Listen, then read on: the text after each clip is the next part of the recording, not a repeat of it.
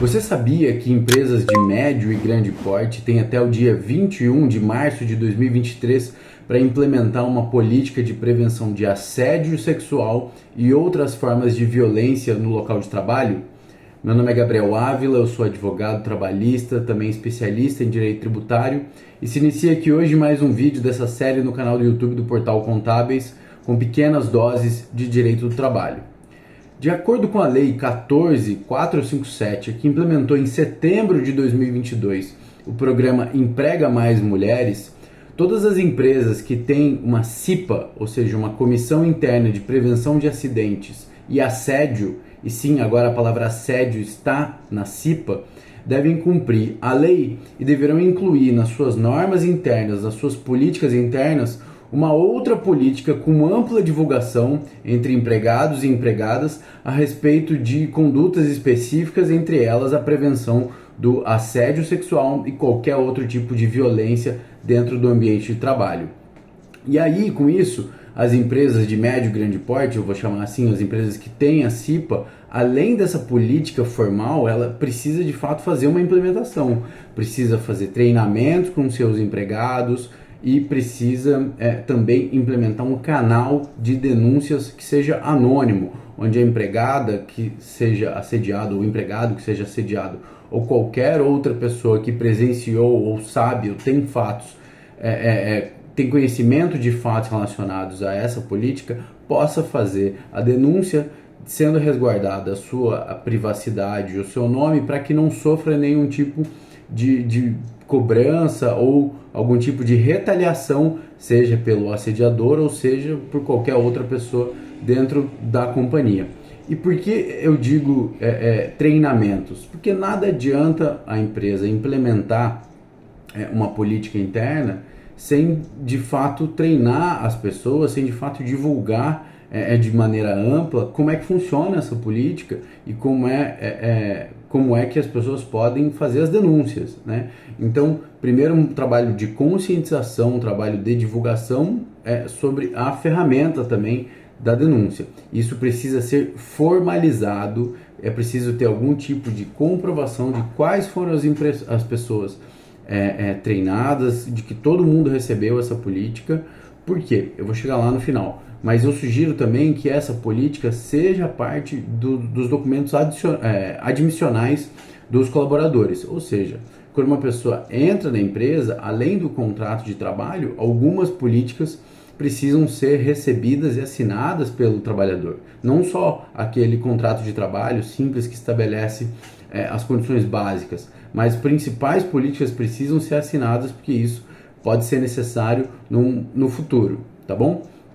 Então, as empresas que não implementarem a política, ou não fizerem a política, ou não registrarem de maneira adequada a divulgação e o treinamento, elas podem ser denunciadas para o Ministério Público do Trabalho e multadas pelo Ministério do Trabalho por descumprimento dessa lei, por não estar fazendo de fato a prevenção ao assédio no trabalho ou qualquer outro tipo de violência no trabalho.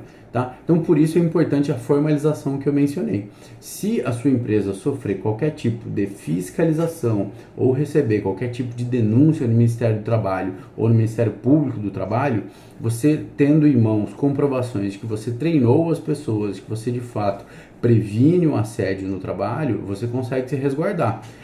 Por outro lado, o cumprimento dessa obrigação imposta na lei que implementou o programa Emprega Mais Mulheres pode servir como instrumento de defesa não só em procedimentos administrativos, mas também em eventuais reclamações trabalhistas. Então, se um empregado ou uma empregada da sua empresa sofrer assédio ou qualquer outro tipo de violência no trabalho, via de regra, ele pode entrar com uma reclamação trabalhista contra a empresa, dizendo: olha, eu sofri aqui um assédio no trabalho e a empresa não cumpriu com as suas obrigações para me preservar. E você, empregador, acaba sendo responsabilizado, se o assédio de fato for comprovado, porque você tem responsabilidade sobre os atos dos seus empregados. Agora, se você de fato tem uma política de prevenção implementada, se você fiscaliza e especialmente se você pune aquele que é um assediador, ou rescinde o contrato com ou sem justa causa, mas afasta o assediador daquela situação, você consegue se resguardar e muito provavelmente o Poder Judiciário vai entender que você tomou todas as medidas adequadas e que ainda assim o fato aconteceu.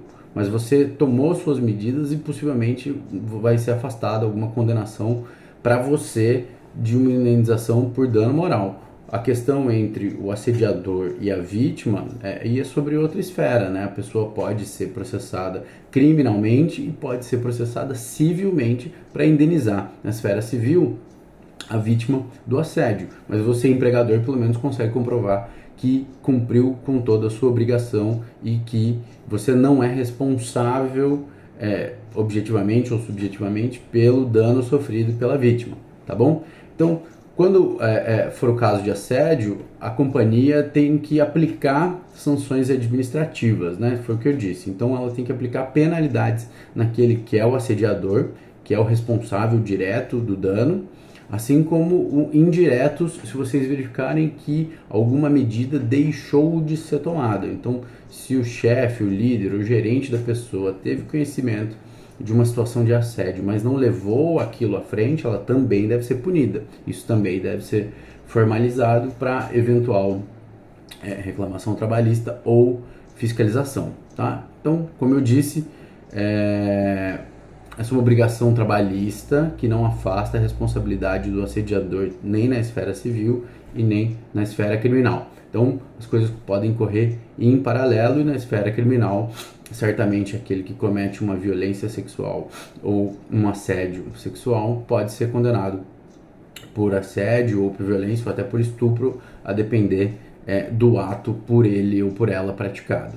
Então, são estabelecimentos com mais de 20 empregados que já podem ter CIPA, depender do grau de risco ali da atividade, e são essas empresas que devem cumprir com a lei que estabeleceu essa obrigação de política de prevenção de assédio sexual e violência no ambiente de trabalho. Então verifique se a sua empresa tem que ter a CIPA e se a resposta for sim, você deve cumprir essas obrigações que estão lá na norma regulamentar número 5 do Ministério do Trabalho e também na lei que eu mencionei no começo do vídeo. Se tiverem dúvidas, sugestões, deixem aqui abaixo e vamos em frente.